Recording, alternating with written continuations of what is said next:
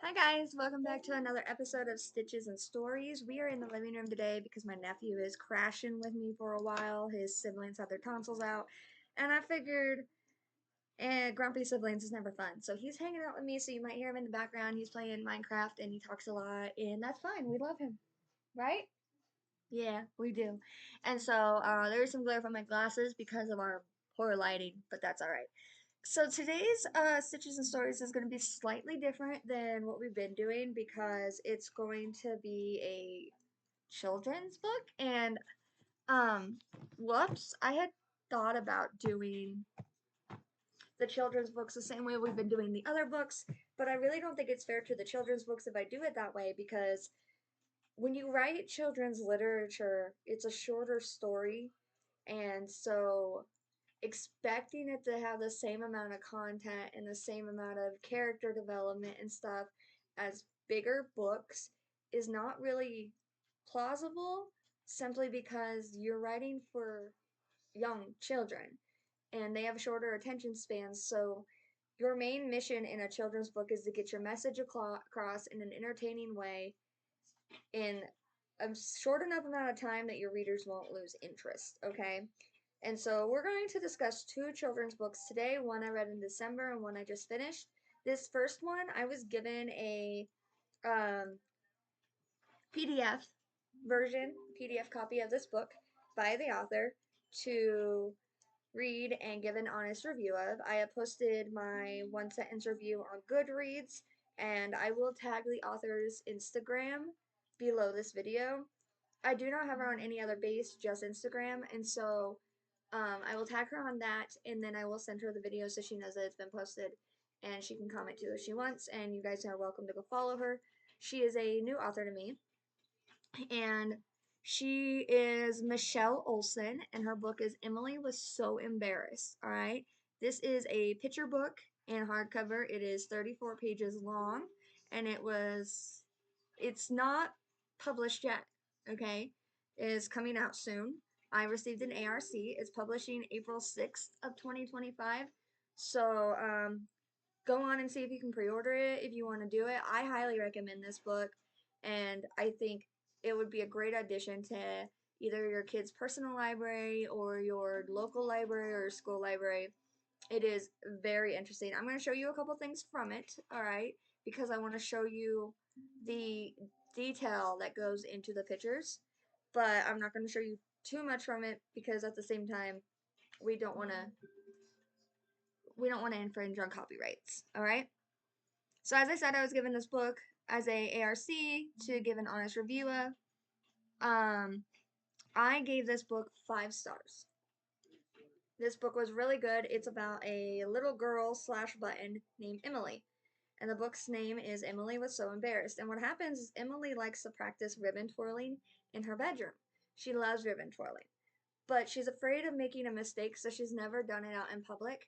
And her school is hosting a talent show, and so her best friend says, "Hey, I'm gonna go sing in the talent show. Would you perform with me on stage, and you could do your ribbon twirling?" And Emily at first is like, "What if I mess up?" And then her friend's like, "Well, then we'll just keep going on. It'll be fine." And so they practice and they practice and they practice, and the time for the show comes, and she does mess up.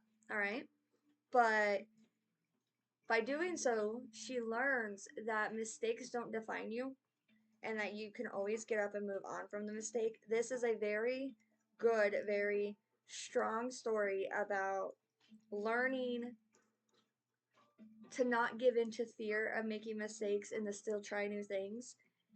And so I do highly recommend it. And the pictures in this are glorious. Okay, I think they were done using a camera. I think it's a type of photography that they used.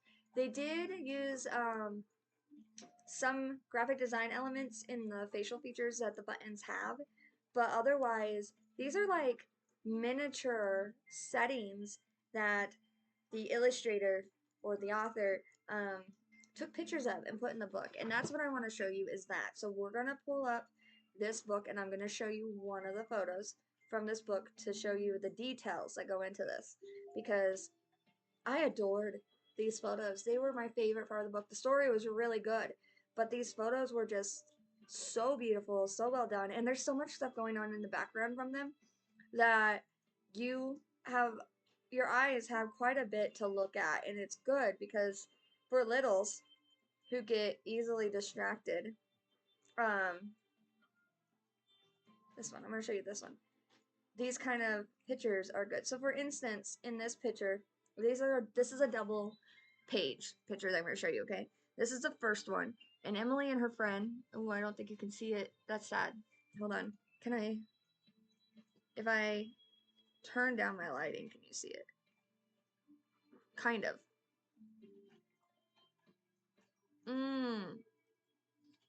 That kind of sucks. All right. Oh, there we go. So it's kind of a photography thing, and Emily and her friend are practicing here behind this craft box, and they say that it's behind the craft box, but then here in the background, you can see other buttons playing soccer and stuff, and it's really cute. And then when you turn the page, the timing has changed, and so there's actually a snowman in the background because it's now night, and they changed the coloring of the page and everything, and a lot of detail went into these photos and the story. So, I mean, I highly recommend this book. I gave it a big old 5 stars. So far, review wise, because she sent out a few ARCs to people to do, it is got 21 5 stars and 14 4 stars, which I think is pretty fair for this book. Um, Everyone's saying it's really adorable and unique and how creative it is. No one really says exactly why they've given it 4 instead of 5 stars.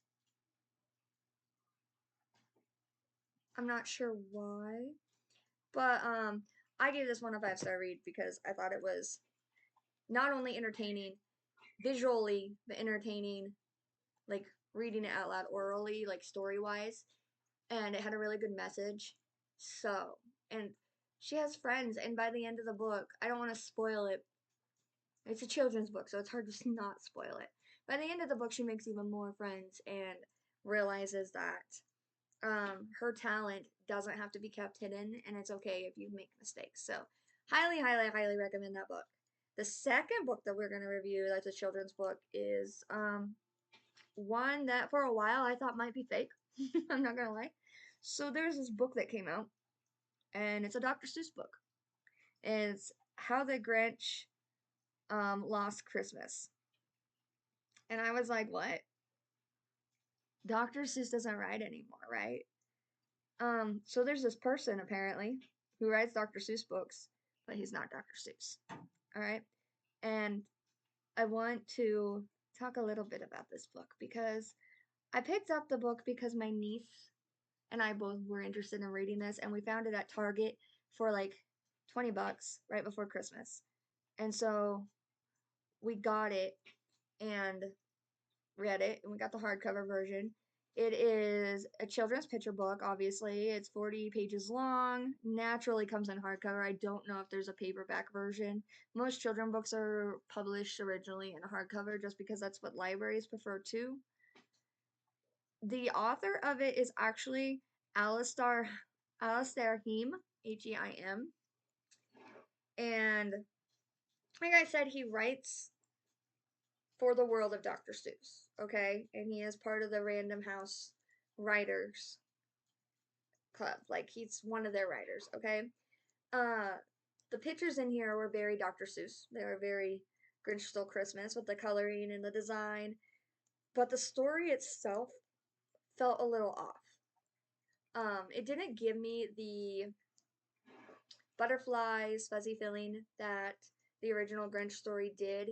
And there were a few places that the rhyme scheme just fell a little flat. It was almost like I was reading a second or third draft instead of a final draft. Like they hadn't quite figured out the rhyme scheme yet. Because, you're used to when you read Dr. Seuss books, you read them out loud and there's a pattern, right? It's rhyming and it's a pattern and it's almost sing-songy. Someone once said that you can rap every single Dr. Seuss book, all right? And you can because of the pattern. This one's pattern is slightly off.